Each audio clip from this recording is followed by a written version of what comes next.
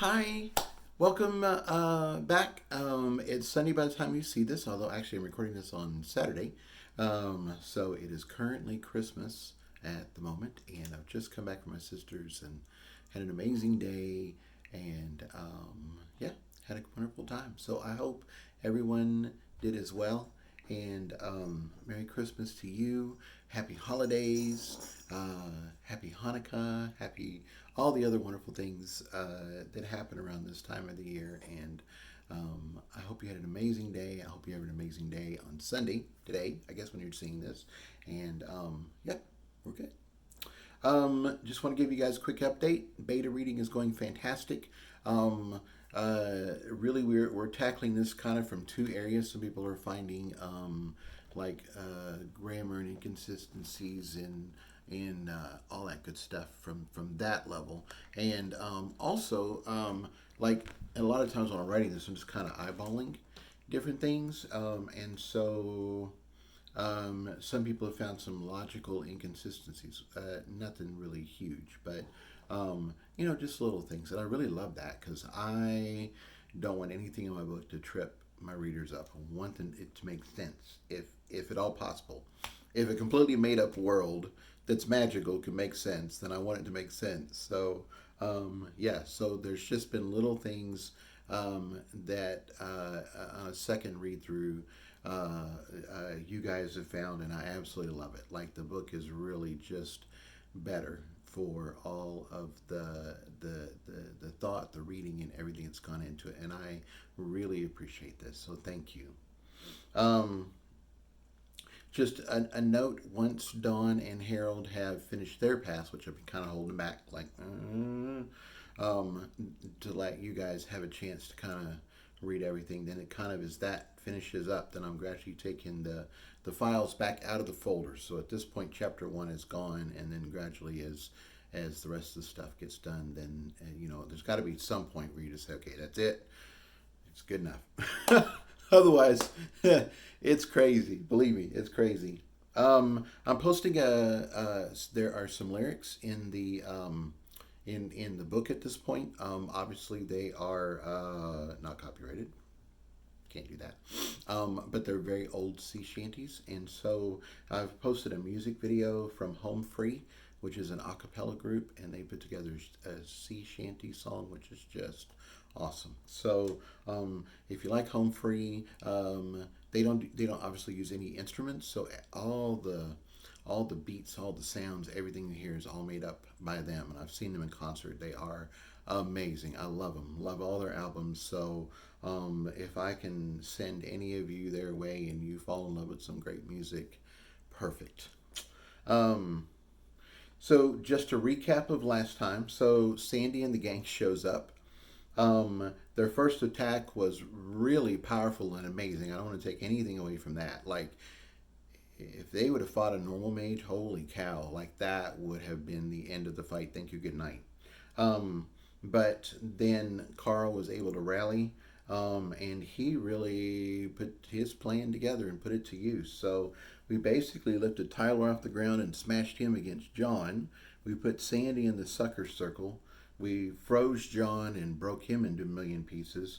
Um, but the gang was able to rally. Annabeth was able to help free Tyler. Tyler and Annabeth were then able to help Sandy break out of the sucker circle, and the heat that Sandy generated was then able to pull John, give John what he needed to pull back together. So basically, kind of at this point, the first round went to the house, the second round definitely went to Carl, and we're getting ready to head into the third round of the fight. So I am going to just pick up just a tiny bit from the end of that, and then we are heading into chapter 50. This is the last large chapter that we have. So I'm just letting you know, it's exciting. Okay.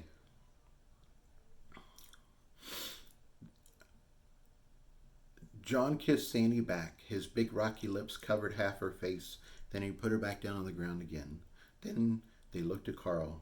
He wasn't fully recovered yet, and he was starting to look less human. The skin that had grown back was gray in color, and it looked thick and rubbery. His forehead was bigger, and it was growing out over his eyes to give them more protection from blows. His nose had changed, and now it was a solid sheet of bone with 2 holes in it. Even his teeth had retracted into his face to get more protection. The changes didn't stop with his head either. His shoulders were wider to give him more physical power, and his arms were longer to give him more reach. John didn't look impressed. "Keep me warm, love," he said to Sandy. Then he roared and charged. Chapter 50, Melting Pot. Carl roared and ran to meet him. The anger was real. It felt like a living, breathing thing to me, even in my hiding space behind the wall. John broke through 2 of Carl's walls, and Carl broke through one of his own, just so they could pound on each other. And pound on each other they certainly did. Carl blamed John for everything that had gone wrong with his life, and now the object of his hatred was right in front of him. There was no thought to defense. Carl just wanted to hurt John in the worst way possible. The savagery of Carl's attack was proof of all his pent-up rage. John wasn't to be counted out, though.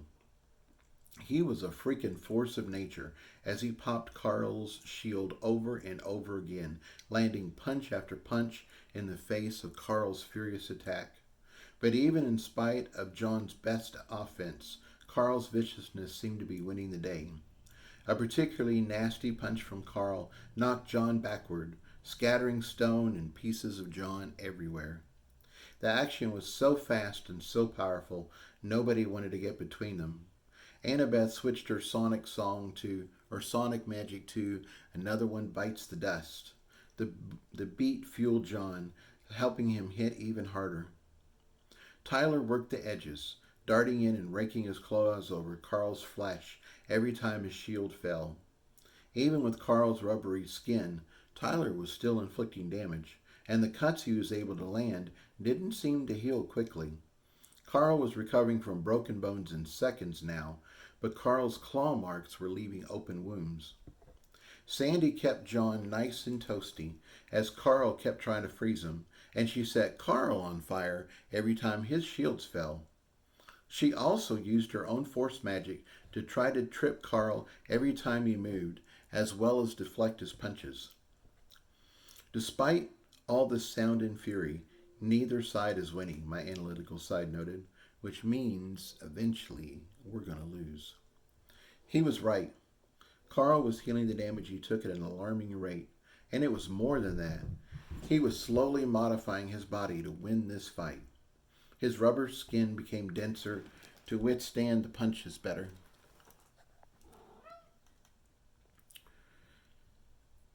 His rubber skin became denser to withstand the punches better, as well as fireproof to block Sandy's attacks. His legs thickened to give him a stronger base and keep Sandy from knocking him off balance. His torso became wider and denser to better protect his heart and organs.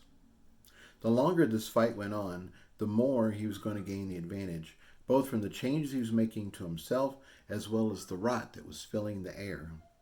The corrosion was already too much for Sandy. She'd retreated back to the entrance by Annabeth and was working her magic from a distance. Tyler was still in the fight, but he was starting to look bad. His skin was covered with acid burns, and his hair was just about melted off. His eyes were closed to mere slits, and his breathing was ragged. He couldn't keep this up much longer. "Carl can only keep this up because of Marius," I replied. "Without an endless supply of magic, he won't be able to heal, and then John can finally take him. We need to do what I said at the start of the fight. We need to get rid of Marius." "Agreed," my analytical side said. "I know what Penny and Eggy said in the beginning, but I don't think you can just sit tight anymore. It's clear our side is going to lose. Taking out Marius is going to release a crap ton of rotten magic, though. Remember when the mage in the park exploded? That was strong enough to knock down a few trees. John might still be able to keep fighting, but the contamination will be too much for Tyler, so we need to figure out how to hurt Carl, too." "I have an idea for that," I said eagerly. We put our heads together and quickly came up with a plan. I started with the Marius suckballs and turned it into Carl's suckballs. Seeing Carl's face in the little Day of the Dead skull suited me just fine. Then I started duplicating them like crazy and sending them through the cave to the back of the room. It was slower going, but I wanted them to move through the rock, as I was afraid they'd break down in the toxic air.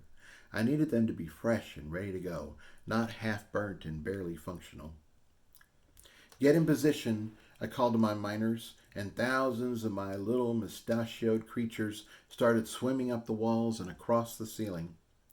I then took my little flasher from earlier, made sure he was at full health, and turned him loose. Hopefully he would last long enough to get the job done. Marius was still huddled on the side wall by the cots, still wrapped in his original shield and still staring at the ground. It was clear he hated all this fighting, so I was going to provide a little entertainment. The unlit flasher flew through the air and down to the ground in front of Marius. It gave a little flash of light, and Marius twitched. He saw it. The flasher moved over a few inches and then flashed again.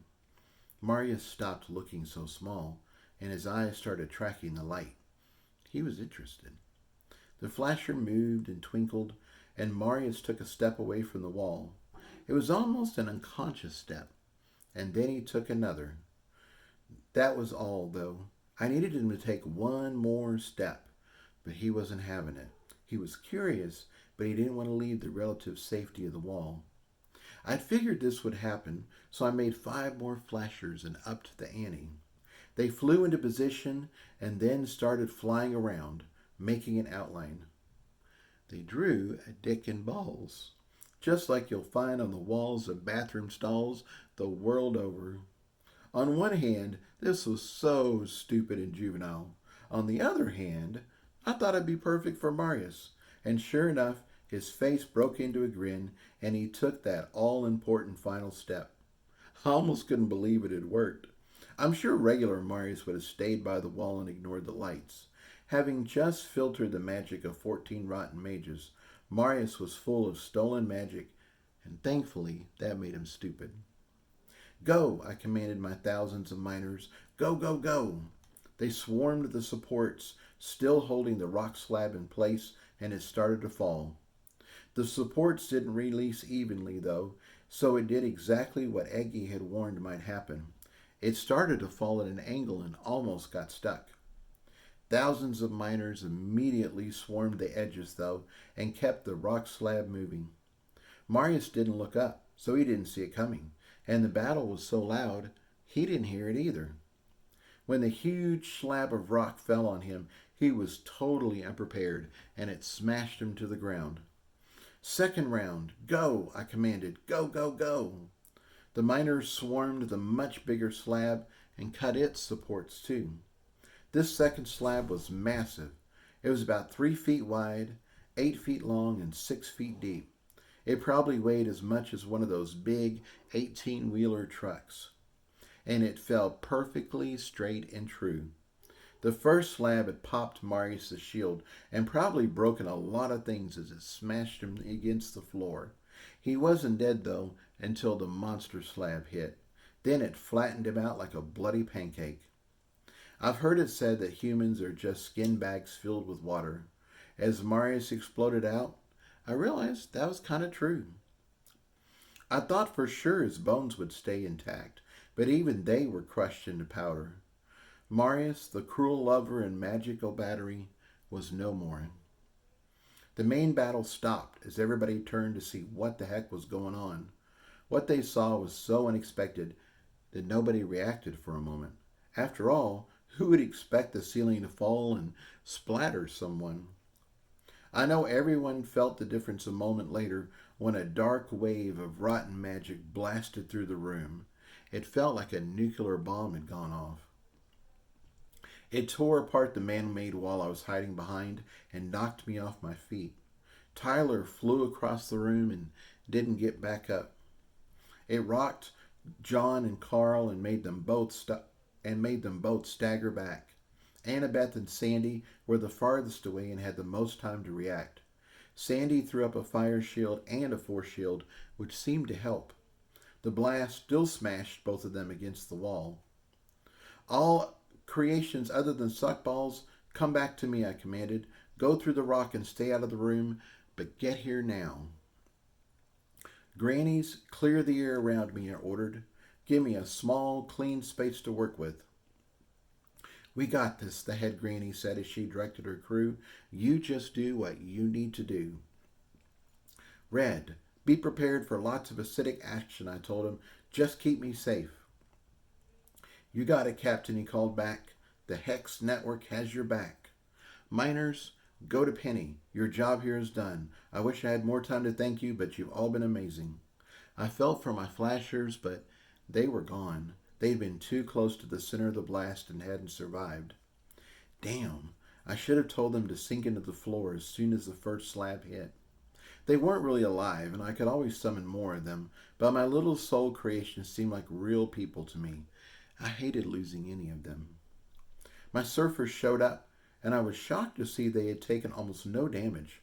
They really were a higher class than my other creations.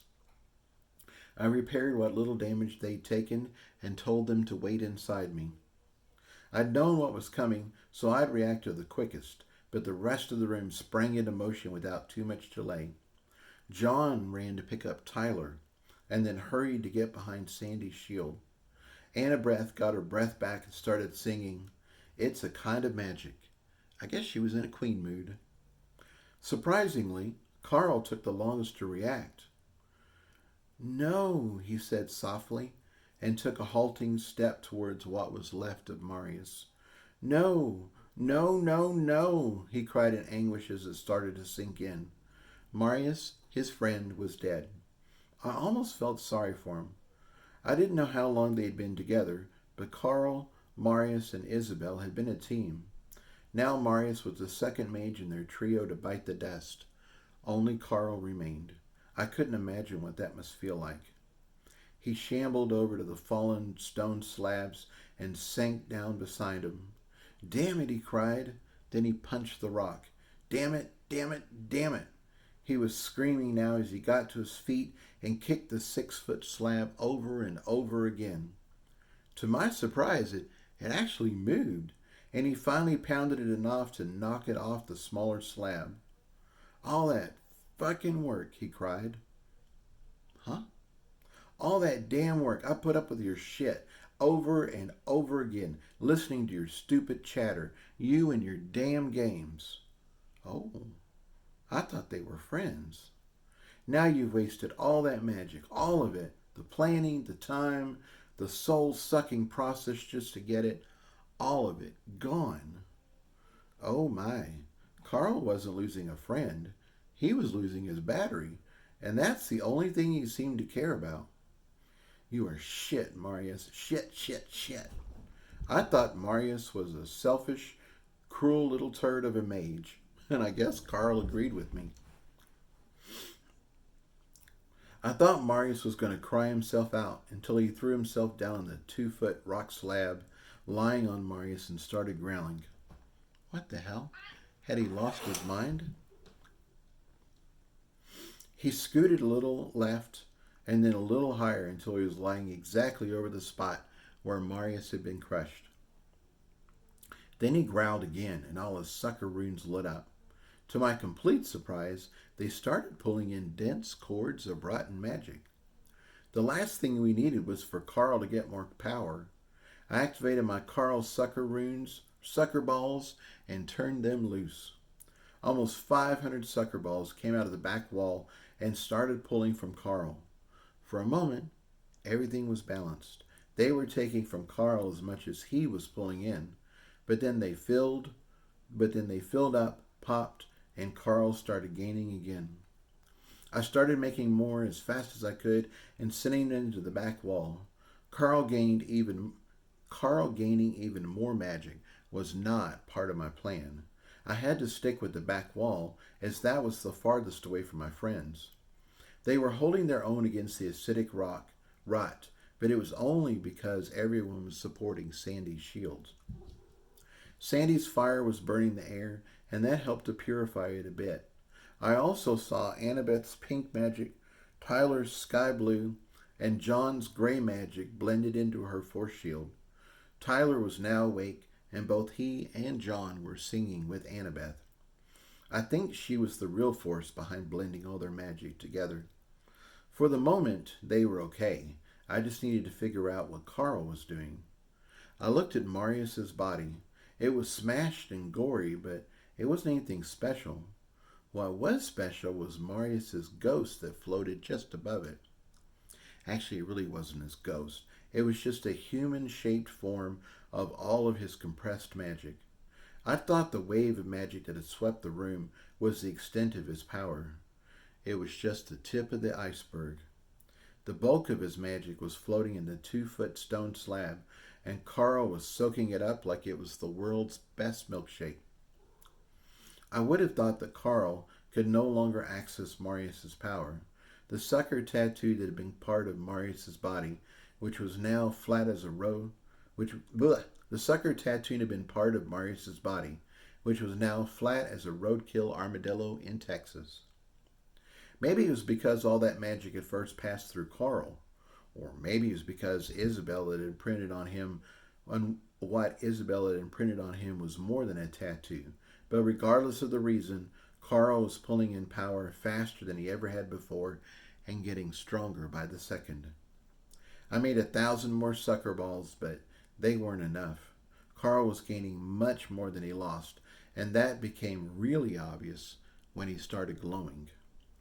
The light came from inside him, and it shone through his skin. It looked like he had a nuclear reactor inside him, and it was going to explode.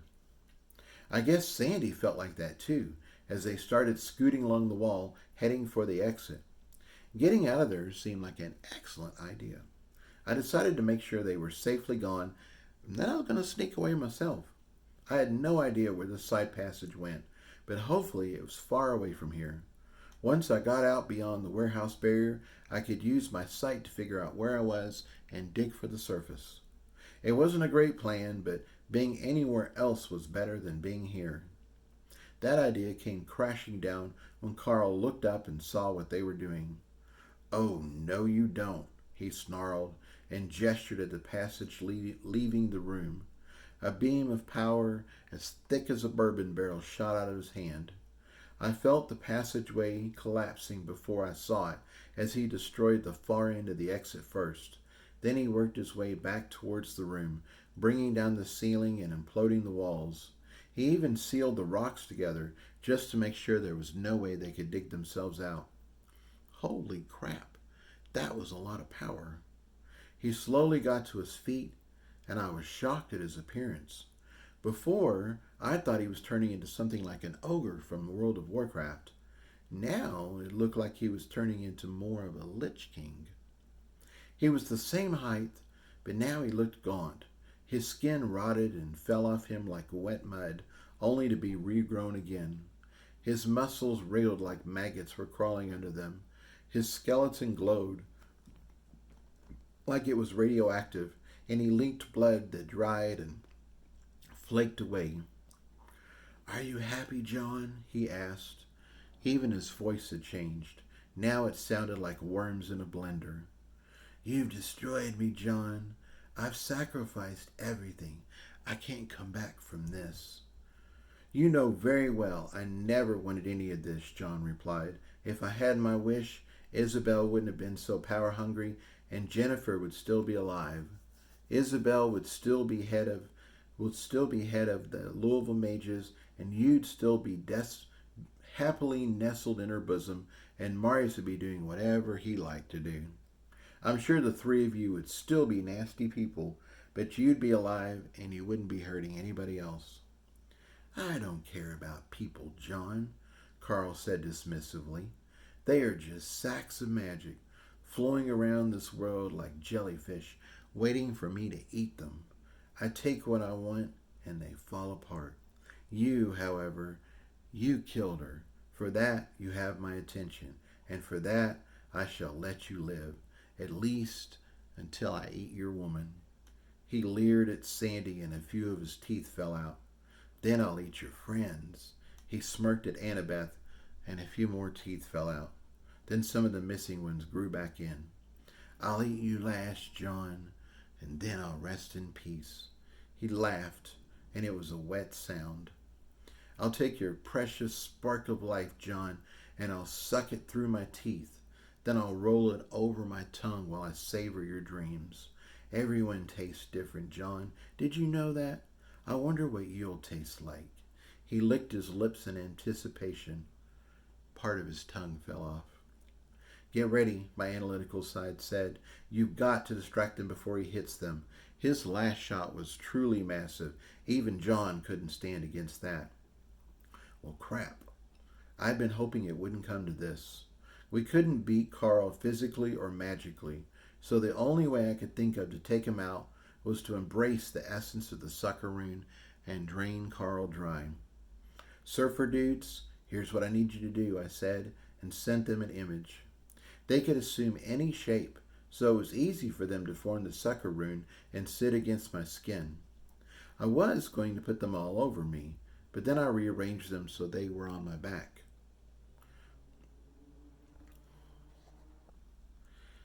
Red, I want you to break off and stay inside me, I told him. The Hex network is going to take a lot of damage, so I want to build a second shield under my skin. I want you to build a second shield under my skin. Your job is to keep me alive. You can count on me, he said, sounding a lot more serious than he usually did. Granny Godmothers, your job is to keep me as safe as possible, I told them. Even if you have to work from inside me and clear the air right through my skin, just do the best you can. I'm going to need all the help I can get. Of course, sweetie, we got you, the head granny said staunchly. This was it. I was as ready as I was ever going to be. Let's hope it was enough. While I was prepping, John said something. I'm sure it was wise and wonderful, and I'm sure it was designed to diffuse the situation. Carl was having none of it. John, my time is growing short, Carl rasped, which means your time is up. He raised his hands. Say goodbye to your woman. I felt my 10 surfer dudes on my skin. I felt the sucker runes calling to me. They were seductive, a siren's call for power. They wanted me to take and take more and keep on taking until the world was mine. I was nervous as hell as I let them merge with me. I wanted power too. I wanted to grow. We had that in common at least, and I let that part of myself speak their language. However, I turned the sucker runes outward. I'm sure there was a place in this world for the sucker rune. I would remember it, and someday, in the right circumstances, there might be a good way to use it for good. That wasn't today, though. Today, there was only one mage with the sucker rune, and he was filled with rotten magic. My spark was pure. There was no way I was going to willingly ingest even the tiniest bit of his crappy magic. I flexed my sucker runes and pulled.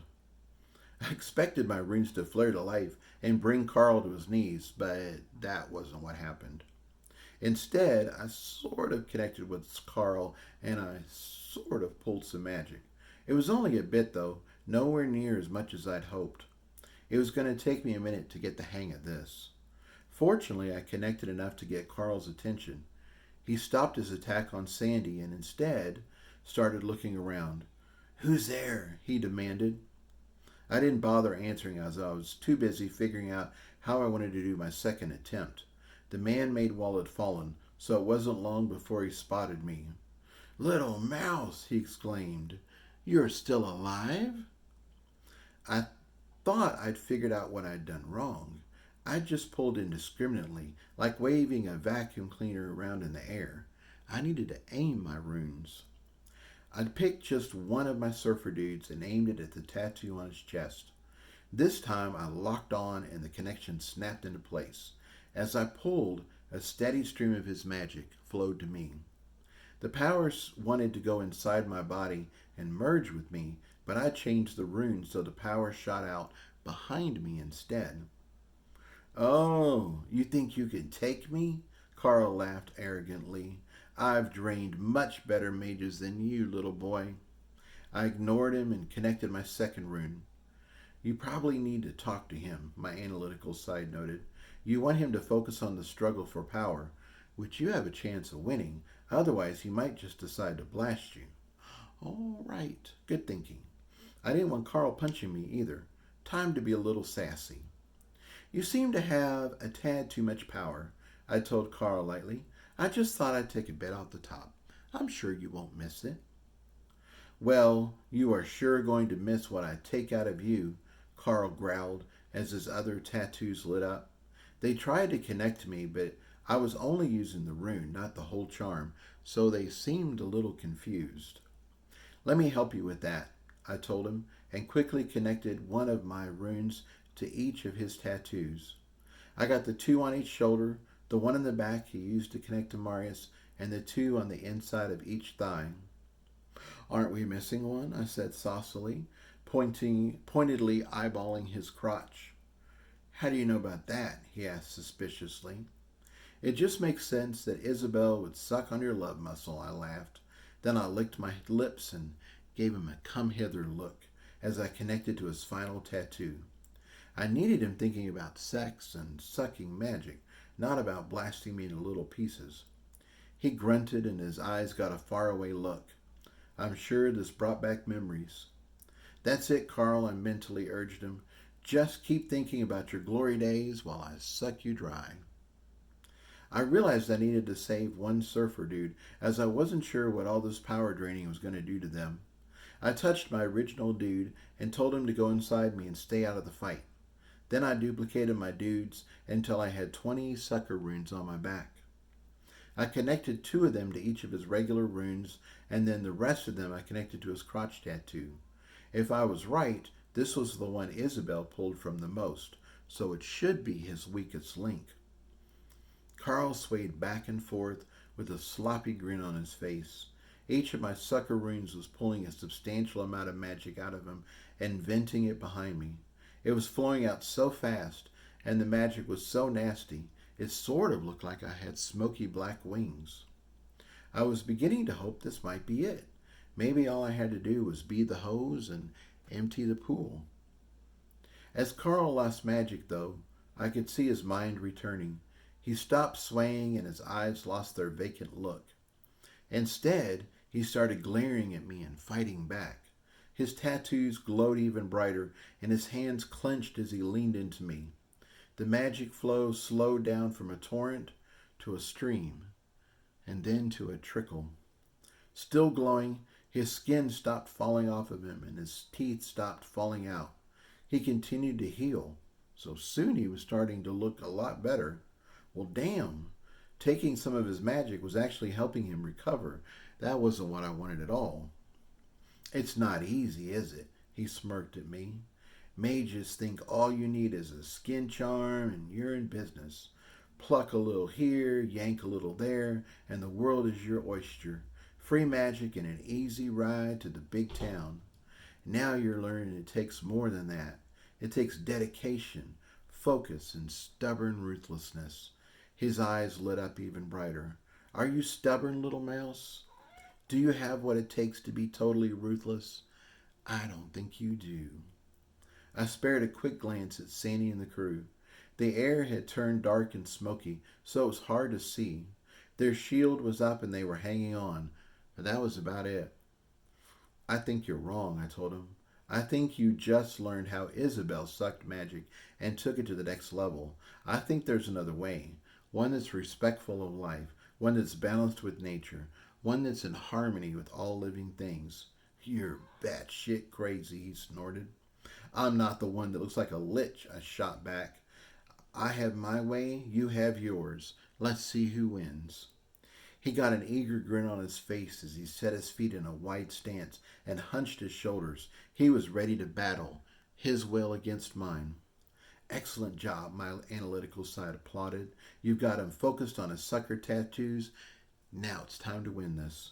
You guys ready? I asked my dudes. They all gave me a twinkle. I settled into the magic of the sucker rune and pulled. This time I was connected to Carl, and this time it worked like I'd hoped. The cords connecting us revived and thickened. The magic I was pulling from him turned back into a stream, then into a torrent. The lines of power connecting us became thicker and thicker as magic roared out of him. Carl groaned and pulled back, but he couldn't stop me. He set his feet even wider and pulled so hard he started panting, but he couldn't stop me. But he still couldn't stop me. Now I knew how this worked. He wasn't going to beat me. I had simple mathematics on my side. He'd used his multiple tattoos to overpower so many mages, and now I had more runes than he did. It was more than that, though. His tattoos were just lines. My runes had flow. His tattoos used logical connections, and there were lots of dead ends and useless parts. My runes were the essence of what I wanted to happen, and I supplied all the intention myself. Beyond that, my surfer dudes were the ones making the runes. They were part of my soul. I couldn't get more connected than that. Plus, they had over 300,000 grains of detail to supply to their task. My other soul creations probably didn't have enough detail to handle a load like this. But my surfers did. In short, I had better tools and more of them. That's why I was winning this battle. Carl tried and tried, but for once he was on the losing end of a sucker fight. As I'd fought as I'd fought out in our last battle, as I'd found out in our last battle, he wasn't one to give up easily. He tried running away and putting more distance between us. I think he thought that would slow the flow and give him a chance to regroup. To my surprise, distance was a factor, and the amount of magic I was taking from him slowed slightly, but it wasn't a lot, and he couldn't reverse the trend. We were almost on opposite sides of the room, and then when he remembered he could still blast me, he raised his hand and fired.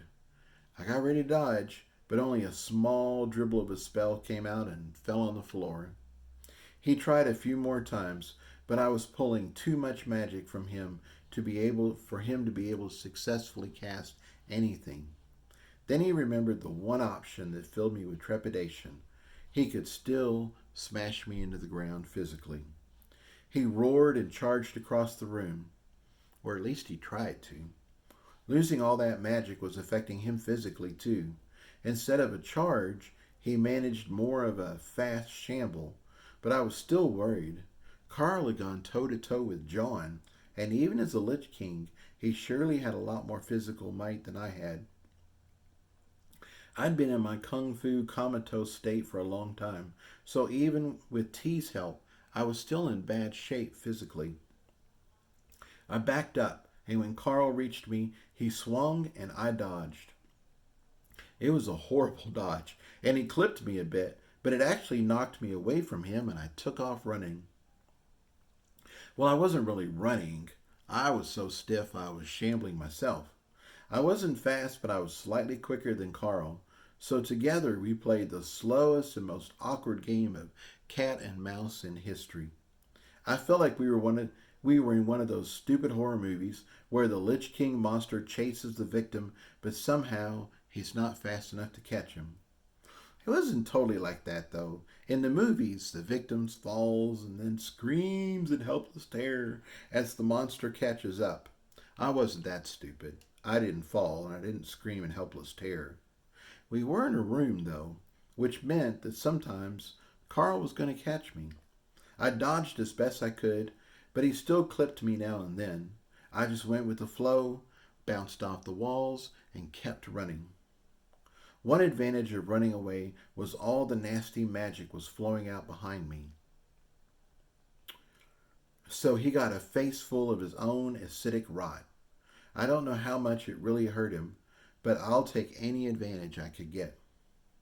Once I got used to moving and sucking, I bonded with the runes a bit more and pulled even harder. That took more of his magic and slowed him down even more. Marius had held an unbelievable amount of stolen magic, and now I was releasing into the room, it was turning the air into a soupy septic tank. The rot was so thick I could no longer physically see more than a few feet in front of me. It was also starting to burn my magic sight. I could actually see, hear, smell, and taste everything around me, and it finally got to the point where I just couldn't handle it anymore. I had to turn it off. And that meant I was running blind. My only guide was the cords of magic connecting me to Carl.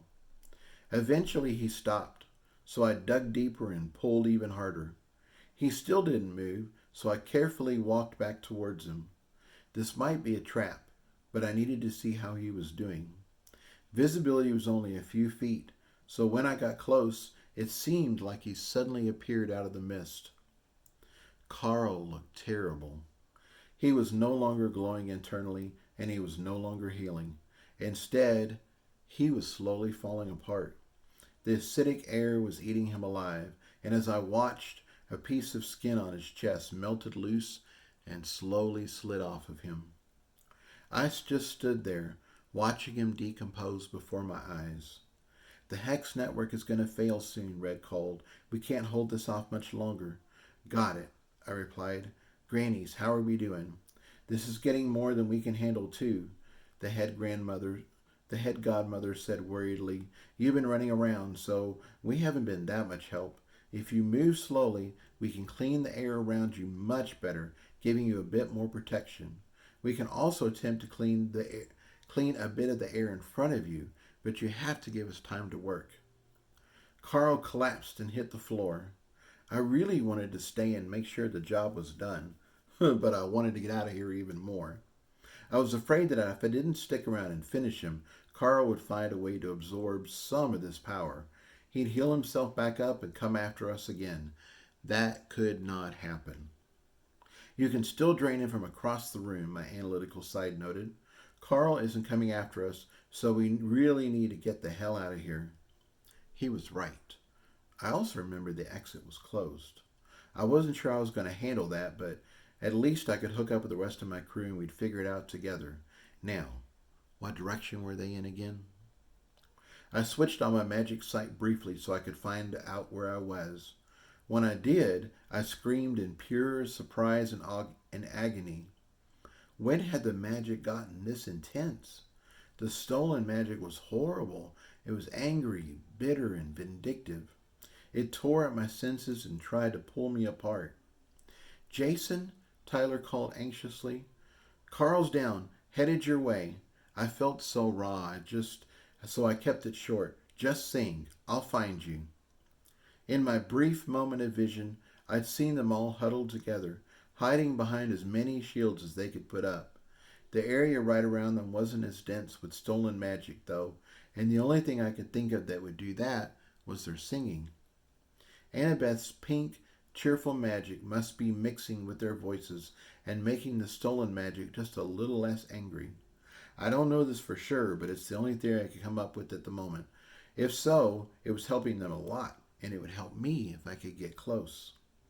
I turned in the right direction, took a couple steps, and my outer hex network fell. For the first time, I got to physically experience the corrosive effect of Carl's magic, and I screamed again. The agony was real. I felt like 1,000 demons were cutting me with long knives and whipping me with bullwhips. I felt like tigers were ripping me apart with their claws. I felt like a giant had picked me up and was shredding me against a giant cheese grater. The pain became worse, if that was possible, and it took my breath away. I now understood why Carl was melting down. My only wonder was how he'd held together this long. Fall down, my analytical side directed. That was certainly easy to do, so I did that right away. The pain was so intense, I wasn't sure how I'd kept standing. Hug the stone, he continued. Only let the rotten magic hit one side of you. That was excellent thinking. And now I was down here. I could see the corrosion was so intense, it was eating into the floor. Holy crap. My fleshy bits were a lot less sturdy than cave rock. Now crawl, my analytical side demanded. Crawl as fast as you can towards Tyler. Crawling was pure misery, but I did it. I wanted Tyler so bad right now. I wanted him to pick me up and hold me. I wanted him to tell me everything was all right. I really wanted to get the hell out of this place. I crawled for much less time than I expected before a shape loomed up out of the mist. I'd made it. I thought it would take longer, but I was here. Surely Tyler or John would pull me through their shields at any moment. I felt so happy. Wait, why wasn't the singing louder? Why was the shape lying on the ground? I got closer and realized I'd crawled back to Carl. Damn. Somehow, I'd gotten turned around and headed in the wrong freaking direction. I'd heard this happens a lot when buildings catch on fire. People get lost in the smoke, get completely turned around. I'd always thought it couldn't be that bad. Surely people could figure out what direction they were headed. But now it had happened to me. I wanted to cry.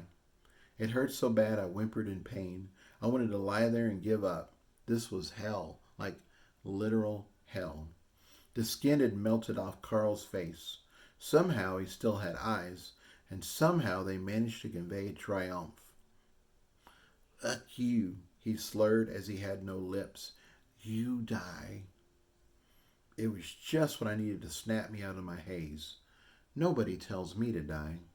I'd been blessed by Mother Creation and Father Allroon. I was a proud member of House Louisville. Sandy and John were the best leaders I could ask for. Annabeth was my best friend. Tyler was my lover and my boyfriend. I had lots and lots of living left to do. Today would not be the day of my death. I channeled Bianca Del Rio. "Not today, Satan." "Granny Godmothers, defend me," I commanded, and poured my magic into them. "Red, get the outer shield back up." I poured magic into him too. He'd already been busy, as I had my inner shield protecting my inner squishy bits. The outer shield was mostly gone, but all my little hexes were fighting valiantly to bring it back. I flared my aura, as painful as it was, and pushed back the rot. I was just starting to turn around, hopefully to head in the correct direction, when Bermuda jumped out of me. I wanted to howl in frustration. This was the wrong time for him to appear. I'd been worried in the beginning he'd jump out and try and fight Carl directly. That would have been disaster. Bermuda was wonderful and powerful in so many ways, but he just isn't set up to fight a huge ogre. The rotten magic rushed to consume him, but Bermuda growled and flared his aura. It backed off. Bermuda stalked over to Carl. Carl was too far gone to move his head, but his eyes followed him the whole time. Bermuda screamed the battle cry of his people. I felt his celestial rage. This creature had dared his human to die. So be it. Death walked the room tonight. Kill or be killed. The law of the jungle. I was the witness. The Lich King wished for death. He would have it. Bermuda found a good spot on Carl's face and bit down. Then he pulled. Carl tried to scream himself, but his throat collapsed and he was too far gone. Bermuda shook Carl's head, knocking off his flesh and just leaving the bone. Then he let go, found a better spot, bit down and pulled again. Carl's head stubbornly stayed attached. He was still alive as my sucker runes were still pulling magic. That seemed to piss Bermuda off. He growled and went wild. He shook and tugged and shook again. Suddenly, Carl's head came off. My sucker runes went quiet. This was it, the end of the rotten mages. Carl was finally dead. I wanted to celebrate like a munchkin. Ding dong, the wicked witch is dead. He'd even melted like in the story. I was being burned alive by acid, though, so it was time to go. Bermuda was still a cat, so he dragged his grisly trophy across the floor and left it in front of me. Then he looked at me proudly like, "Look, Daddy, look what I caught." Ugh. Still, I was very grateful that Carl was finally gone, as I could now get rid of my sucker runes and use my dudes for something else. "Cover me and protect me," I told them. "Help Red get my outer shield back together." They gratefully morphed out of their sucker runes and started forming thin sheets of protection over me. With the Granny Godmothers, the Surfer Dudes, and my flared aura, I was finally pushing the rotten magic back. The dudes were doing so well, I doubled their number and then doubled it again. Bermuda looked at me like a tiny king of the jungle. The mist tried to close in on him again, but he growled and pushed it away. "Follow me," he commanded, and stalked away. I crawled after him. He stopped often to let me catch up. Not only was my baby leading me in the right direction, he was also clearing the air in front of me. The singing grew louder. "Now I'd heard a secret chord David played and it pleased the Lord. But my body started feeling numb. They all sounded really good together, like they'd been practicing for years, and the music was compelling me to keep going, but I could feel myself getting slower and slower. T, what's happening? I asked. You've taken a lot of damage, he reported, and your body wants to shut down. I'm keeping you alive for right now, but you need help. Soon. Got it, I replied and kept crawling. There wasn't anything else to do. Amazing Grace was next, which seemed appropriate as I was literally crawling through the sins of theft and murder. I didn't know I'd stopped until Bermuda cried and started patting my face with his paw. Damn, how had that happened? I kept going. I flared my aura as hard as I could to give my peeps space to move, or space to recover. Most of my dudes had been torn apart, but their protection had allowed Red to rebuild a lot of the outer shield. The granny godmothers were working at a furious pace, but most of them were badly injured. I kept going. Jingle Bells was next. That seemed like an odd choice, but I'd love to be in a one-horse open sleigh right now. Add some cold snow to soothe my burns, and I was sold. I repaired the grandmothers. I duplicated more dudes. I gave Red more power. I pulled more power from Penny, and I did it all over again. I kept going. The air got lighter. The singing gained in volume. It lifted me up, and I desperately wanted to go and jingle all the way. But instead, I stopped. I couldn't keep moving. I had nothing left. I commanded my arms to move. They twitched a bit, but they could no longer pull me forward. I commanded my legs to move. Same problem. Bermuda tapped my face again. Sorry, baby, I told him. I can't move anymore. Bermuda wailed, a long, wavering cry. And then Tyler was there. He was in his true form, which I had seen long ago. He was covered in scars. His hands were claws. His eyes were mere slits, and he had fangs. He was an apex predator, born in pain, but I didn't care. He was my man, and he was beautiful. He scooped me up and ran. He had no protection, and the acid was eating him up. He was fast, though, and we burst through what remained of Sandy's shield. Nobody was there. I should have been surprised and upset, but Tyler was there. Everything was going to be okay. The wall opened slightly and a rocky hand reached out. Tyler grasped it and we were pulled inside. Bermuda didn't need an invitation. He just walked into the wall on his own. I felt a ping as my mark of the deep earth connected with everyone else. Once again, I saw all the majesty of the stone around me and I knew I was safe. I felt the power of our two deep earth ambassadors joined together. I was just a seed, so the stone was friendly to me, but they were on a whole other level. John and Sandy faced the room behind us and let loose. They melted the room so intently I heard the stone bubble and snap. Angry acid met intense heat, and the heat won. Magic can't be destroyed, of course, but it can be calmed down a lot. It changed from furious, vengeful, acidic spike to more of a sorrowful, melancholy feeling. I carefully turned on my magic sight and breathed a sigh of relief as the room sprang into view.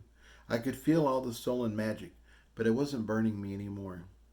Sandy and John turned up the heat even more, and the ceiling melted and the side passage I'd hidden in collapsed. Carl and Marius's body turned to ash, then mixed into the molten rock. For sure, there was no coming back from this. The sucker rune melted even more than it already had and faded away. The clothes, the cots, the crate, all flamed out and melted into the floor. Marius and his games were totally gone. Carl and his quest for vengeance were no more.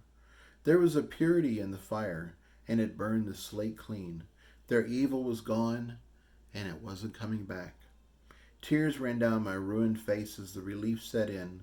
Emotions overwhelmed me and I would have sobbed my heart out, but I had no energy left. It's okay, baby, Tyler murmured in my ear. I got you. I nodded and rested in his strength. I loved that Tyler had a monster side. It made me feel safe. Annabeth sang on.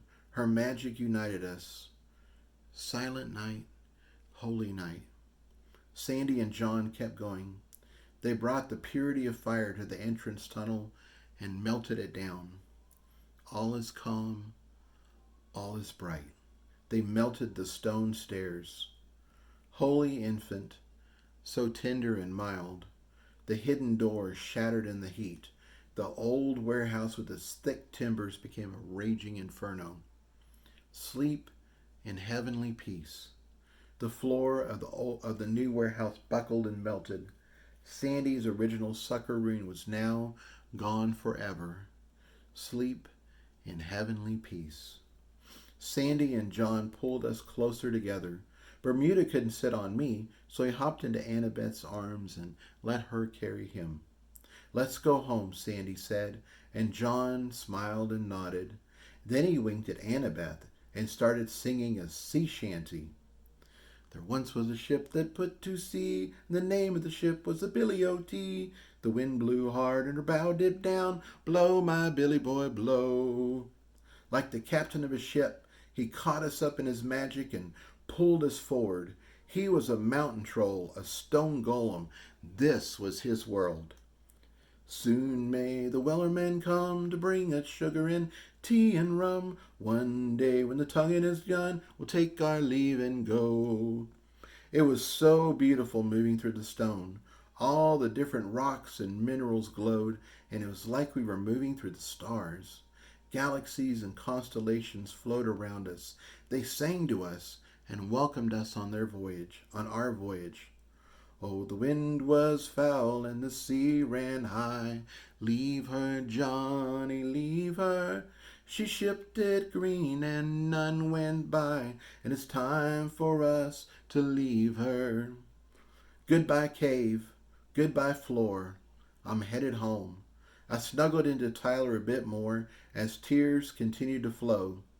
Everyone, except for me, was singing now as we journeyed away. We didn't move quickly.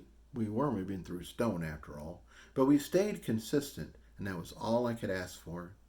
I wished I could have done this before. I'd have been out of the floor in no time. I wasn't an ambassador, though, and my mark of the deep earth was just a seed. It would grow, however. I was going to make sure of that. Maybe someday, many years from now, I would be able to do this on my own. It was a wonderful thought and something to look forward to. We traveled, we sang, and we left the warehouse behind. Finally, John began bringing us to the surface, and we came out of the ground in the middle of a road. Sirens were wailing and flames lit the night.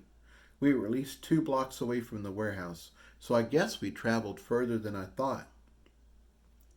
John and Sandy closed the hole in the road, and although the asphalt now looked a bit weird, it looked like the road had melted and then solidified again, which in a way it had.